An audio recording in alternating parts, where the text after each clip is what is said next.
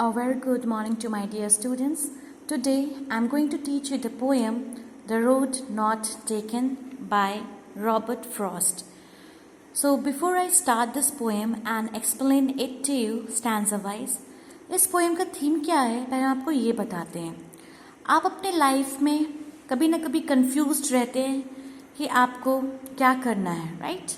ठीक है, कि आप बड़े होकर क्या बनेंगे, डॉक्टर बनेंगे या प्रोफेसर बनेंगे, क्या बनेंगे, ठीक है, आप कंफ्यूज रहते हैं. कभी कभी आपके सामने आपके दो फेवरेट चॉकलेट्स है, डेयरी मिल्क है ना, 5 स्टार है. यू गेट कंफ्यूज्ड, आपको दोनों में से कोई एक ही चूज़ करना है, तो आप कंफ्यूज्ड होते हैं उस टाइम कि आपको क्या चूज़ करना है, राइट? उसी तरह से लाइफ में बहुत सारा चॉइसेस आपके सामने आता है, 2 चॉइसेस रहते हैं, उनमें से आपको एक ही चूज़ करना है. सो पीपल गेट कन्फ्यूज्ड कि विच वे टू गो, कि कौन सा रास्ता हम चूज़ करें.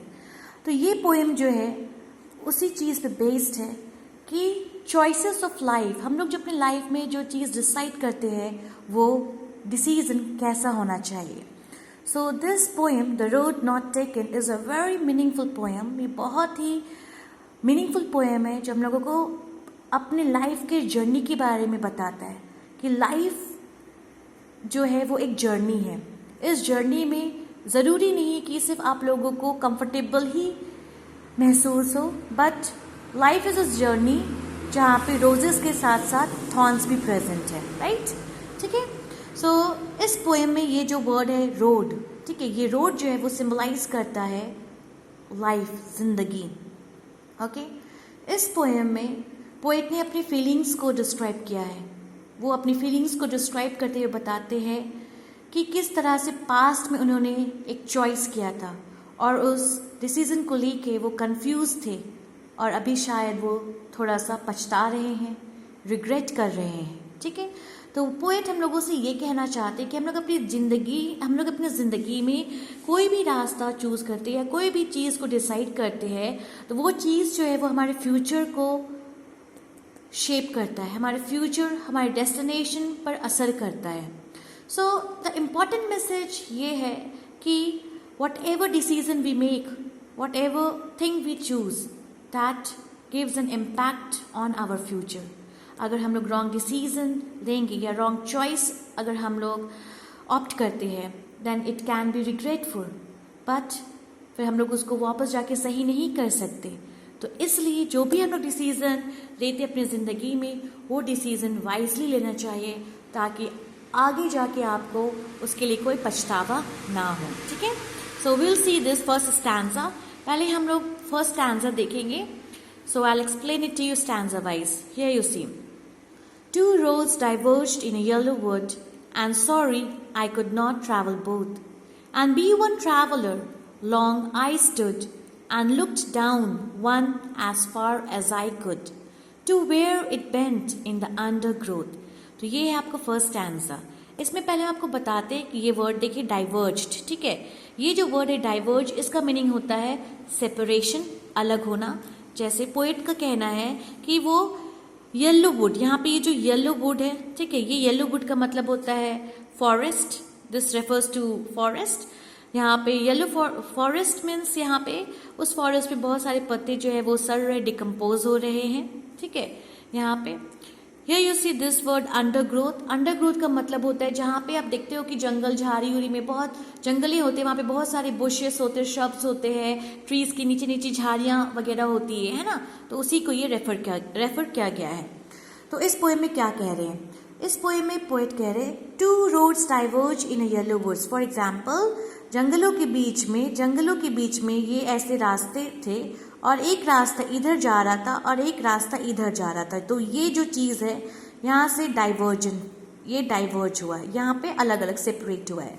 सो पोएट ये कह रहे हैं कि एक बार वो रोड पे चल रहे थे और चलते चलते अचानक से वो एक डाइवर्जन पे आए और ये डाइवर्जन 2 अलग अलग रास्तों को लीड कर रहा था. ठीक है.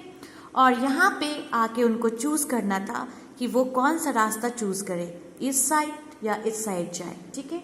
पोएट यहाँ पे ये बताते हैं and sorry I could not travel both and be one traveller long I stood. यहाँ पे देखो वो बोल रहे कि मैं दोनों रास्ते पे ट्रैवल नहीं कर सकता था, एंड बी वन ट्रैवलर, क्योंकि मैं एक अकेला तन्हा ट्रैवलर था. Long I stood and look down one as far as I could. मैं यहाँ पे खड़ा हो गया और देखता रहा दोनों रास्तों की तरफ दूर दूर तक, जब तक कि ये पूरे मेरे आंखों के सामने से इनके रास्ते खत्म नहीं हो गए. मैं देखता रहा, यहाँ पे खड़े होके मैं देखता रहा. To where it bent in the underground, मतलब जब तक कि पूरी जंगलों में ये रास्ते पूरी तरह से खो नहीं गए. तो यहाँ पे ये बताते हैं कि ये जो येलो वुड्स जो है, इससे हम लोगों को पता चलता है कि ये सीज़न जो है ये ऑटम सीज़न है. ठीक है, यहाँ पे पोएट हम लोगों को ये बताना चाहते हैं, poet wants us to know कि दिस जो डिसीजन जो मैं यहाँ पे खड़ा होकर मैं सोच रहा था कि कौन सा पाथ लूँ, तो वो चाहते थे कि मैं कोई भी रास्ता लेने से पहले मैं ये अच्छी तरह से समझ लूँ कि वो रास्ता मेरे लिए सुटेबल होगा या नहीं. ठीक है, he was able to see the path. ठीक है, यहाँ पे रास्ते पे खड़े होके वो ये रास्ता को दूर दूर तक देख पा रहे थे, जब तक कि ये रास्ता जो है वो गुम ना हो जाए. ये रास्ता घूम कर इसके आंखों के सामने से ओझल ना हो जाए तब तक. ठीक है, तो इसी तरह से पोएट ये कहते हैं कि हमारे लाइफ में भी इस फर्स्ट पैराग्राफ की ही तरह हम लोगों को भी जब चॉइसेस मिलता है, वी हैव अल्टरनेटिव्स, और उन दो में से सिर्फ एक ही चूज़ करना पड़ता है, तो हम लोगों को टाइम लेना चाहिए. जिस तरह से पोएट यहाँ पे खड़े होकर टाइम ले रहे थे कि दोनों रास्तों में से कौन सा रास्ता चूज़ करें, तो वही पोएट कह रहे हैं कि हम लोगों को भी टाइम लेना चाहिए और सोचना चाहिए कि जो भी चीज़ हम ऑप्ट करने वाले हैं उसका एडवांटेजेस और डिसएडवांटेजेस क्या होगा, क्या वो मेरे लिए सही होगा. ठीक है, क्या मेरा डिसीज़न जो है, जिस रास्ते पे मैं आगे चलने वाला हूँ, क्या वो डिसीज़न मेरे लिए वाइज होगा, क्या वो डिसीज़न मेरे डेस्टिनेशन तक ले जाएगा या नहीं. तो इस पैराग्राफ में पोएट का स्टैंजा में पोएट का ये समझाना है कि before taking any decision in life हम लोगों को टाइम लेकर अच्छी तरह से सोच लेना चाहिए. ठीक है, now will move on to the second paragraph. आप सेकेंड पैराग्राफ देखो. Then took the other as just as fair, and having perhaps the better claim, because it was grassy and wanted wear, though as for that the passing there had worn them really about the same. तो इस paragraph में देखो, इस paragraph में यहाँ पे fair का मतलब होता है गुड. मीन्स यहाँ पे दोनों के बारे बोल रहे कि दोनों ही क्या थे, दोनों ही रास्ते एक समान थे, गुड थे. यहाँ पे बेटर क्ली मतलब जिसका दावा सही हो, बेटर ऑप्शन. ओके, ग्रासी, यह यूसी ग्रासी का मतलब होता है मीन्स जैसे कि जंगल है, जैसे कि आप देख रहे हैं कि जैसे कि सब जंगल है, तो यहाँ पे पत्ते पूरे बिखरे हुए पड़े हैं. मीन्स ये सिग्निफाई कर रहा है कि इस रास्ते को यूज नहीं किया गया है. ठीक है, next is your wanted wear. Wanted wear का मतलब होता है सेम चीज कि जो रास्ता को यूज नहीं किया गया है, जो रास्ता which had been not been used. तो ये आप देखो कि ये सेकेंड पैराग्राफ. ठीक है, तो सेकेंड पैराग्राफ में पोएट कहते हैं देन टुक द अदर, बहुत टाइम तक देखने के बाद. ठीक है, the poet kept on looking at one path, एक रास्ते की तरफ वो एक टक देख रहे लंबे टाइम के लिए, चेक करने के लिए कि वो रास्ता उनके लिए सही होगा या नहीं. उसके बाद बहुत टाइम बाद उन्होंने डिसाइड किया और वो चलना शुरू करते हैं दूसरे पाथ में. ठीक है, दूसरे पाथ की तरफ वो चलना शुरू करते हैं. वे इक्वली गुड, उनके हिसाब से दोनों ही रास्ते क्या थे, दोनों ही रास्ते सही थे, इक्वल थे, बराबर थे. He says just as fair, मतलब जैसे ये रास्ता था वैसे ही ये रास्ता उनको वैसा नजर आया. ओके, वाह. देन ही एड्स, फिर वो बोलते हैं द पोएट, इस पैराग्राफ में हम लोग फिर आगे ये बताते हैं कि may be he felt that path was better. वो बोल रहे कि मुझे जिस रास्ते पे मैं चल रहा था मुझे ये रास्ता बेटर लगा. क्यों? क्योंकि उन्होंने देखा कि इस रास्ते पे क्या है, इट वॉज ग्रासी, मतलब जो ग्रासेस है वसीम के वसीम पड़े हैं. मीन्स वो ये सिग्निफाई कर रहा है कि लोगों ने इस रास्ते को कम यूज किया है. It was not used much. ठीक है, फिर not many people had walked on this path, बहुत सारे लोग जो है अर्लियर पास्ट में भी, ठीक है, पोएट से पहले भी जो लोग थे वो लोग भी बहुत खुशी से यहाँ पे जिए हैं इस जगह में, और बहुत सारे लोगों ने इस रास्ते को यूज नहीं किया है. एंड वांटेड वेयर मीन्स यहाँ पे wanted wear means not walked by many people. फिर जैसे पोएट इस रास्ते पे चल रहे हैं तो ये कहते हैं कि आफ्टर कुछ समय बाद इस बात पे, इस रास्ते पे चलने के बाद, कुछ डिस्टेंस तय करने के बाद पोएट ये रियलाइज करते हैं कि दोनों ही रास्ता जो है वो क्या था, वोर्न आउट था। जिस तरह ये रास्ता यूज हुआ है इस तरह से वही रास्ता, वो रास्ता भी यूज हुआ है। ठीक है, बोथ पाथ्स वे सिमिलर, दोनों ही पाथ्स क्या थे, सिमिलर थे। दोनों ही पाथ्स जो थे वो वोर्न आउट थे। तो उसी तरह से बताते हैं कि हमारे जिंदगी में भी, ठीक है, यहाँ पे थोड़े से कंफ्यूजिंग पॉइंट जो है पोएट रखते हैं हम लोगों के सामने, क्योंकि पहले ये बताते फर्स्ट पैराग्राफ में कि लाइफ में डिसीजन वाइज लेना चाहिए। फिर इस पैराग्राफ में पोएट जो है वो ये बताने की कोशिश करते हैं कि इवन हमारे ज़िंदगी में हम लोगों ने कोई भी डिसीजन लिया हो, कोई भी ऑप्शन को ऑप्ट किया हो, ठीक है, तो ज़रूरी नहीं है कि जो ऑप्शन आपने ऑप्ट किया हो वो ही ऑप्शन सही है। ठीक है, लाइफ में कोई भी ऑप्शन ऑप्ट करो या कोई भी डिसीजन लो तो उसमें कुछ बेनिफिट्स होंगे, कुछ डिसएडवांटेजेस होंगे, प्रॉब्लम्स, चैलेंजेस सब में ही होंगे। तो हम लोगों को अपने लाइफ की जर्नी में सारे प्रॉब्लम, सारे हर्डल्स को क्या करना है, फेस करना है। अगर हम लोग ऐसा सोचेंगे, ठीक है, कि बेटर ऑप्शन ही चूज करें तो ये पॉसिबल नहीं है। जिंदगी जो है वो इस तरह से नहीं चल सकती, क्योंकि रास्ता भी अगर बहुत अच्छा बना हुआ होता है तो आगे जाके बीच में बम्पिंग मिलता ही मिलता है। उसी तरह से जिंदगी का जो सफ़र है, ये जो जर्नी है लाइफ का, वो आप एक्सपेक्ट नहीं कर सकते कि वो सिर्फ और सिर्फ गुलाब से ही भरा हुआ हो, क्योंकि गुलाब में भी कांटे होते हैं। So life is not just a bed of roses, it is a bed of roses but with thorns, कांटों के साथ। So you have to face all the ups and downs of life. ठीक है, थर्ड स्टैंजा, जो third stanza है पहले हम आपको रीड कर देते हैं इस आपके लिए। And both that morning equally ले in leaves no step had trodden black. Oh, I kept the first for another day, yet knowing how we leads on to way, I doubted if I should ever come back. तो इस paragraph में यहाँ पे आप देख सकते हैं, first I tell you the meaning of this word trodden. ठीक है, ये वर्ड यहाँ पे इम्पॉर्टेंट है, ये वर्ड ट्रॉडन। ठीक है, ट्रॉडन का यहाँ पे मीनिंग्स होता है चलना। ठीक है, स्टेप्ड ओवर, कदम रखना, जैसे आप चलते हैं ना, that is the same thing. Trodden means चलना, किसी चीज के ऊपर चलना, वॉक करना। ठीक है, so what is in this paragraph? अगर इस पैराग्राफ में आप देखेंगे तो पोएट जो है वो ये बताते कि दोनों ही रास्ते जो थे सुबह के टाइम में सिमिलर थे उनके लिए। ठीक है, बोथ हैड लीव्स, दोनों ही रास्ते में, इन दोनों ही रास्ते में क्या थे, पत्ते बिखरे हुए थे। ठीक है, दोनों ही रास्ते पे देखने से ऐसा लग रहा था कि दोनों ही रास्तों को किसी ने यूज नहीं किया है। ठीक है, दोनों ही रास्ते में जो पत्ते थे हरे हरे पत्ते ही थे। ठीक है, ही डिसाइडेड, तो पोएट ने ये डिसाइड किया कि ठीक है, अभी जो रास्ते पे मैं चल रहा हूँ चलो उसी रास्ते पे चलता हूँ, और जो दूसरा रास्ता मैंने छोड़ दिया वो मैं दूसरे दिन के लिए रखता हूँ।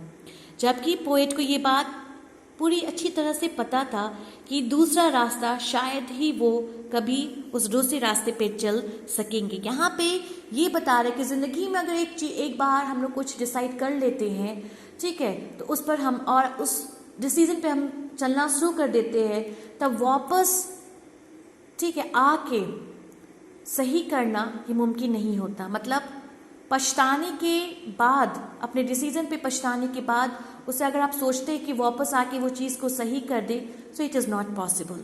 तो पोएट जो है वो अच्छी तरह से जान रहे हैं। And both that morning equally lay, इस लाइन में बोल रहे कि दोनों ही रास्ता सुबह मुझे एक समान दिख रहा था।